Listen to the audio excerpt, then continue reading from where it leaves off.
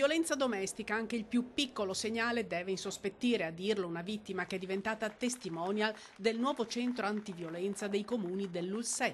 In tanti casi ci fosse stato quella spinta per affrontare il problema, magari non sarebbero arrivate.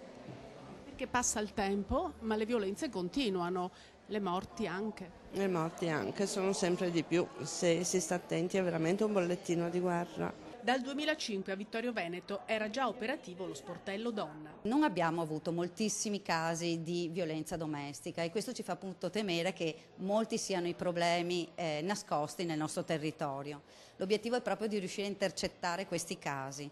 Riusciamo a intercettarne una quindicina l'anno e non tutti hanno buon esito. Sono certamente di più i casi, visto che in 2 anni al pronto soccorso dell'Ul7 sono stati ben 600 gli accessi di donne con traumi riconducibili alla violenza domestica.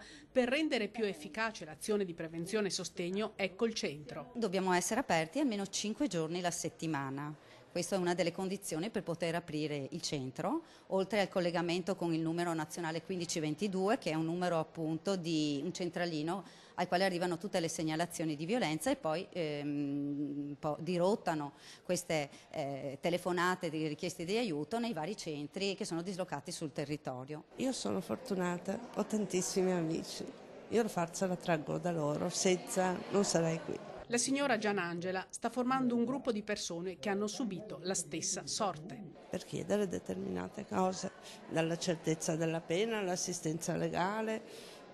Nel mio caso, ad esempio, essendo tentato omicidio, non rientro nel femminicidio, ma insomma per un cavillo.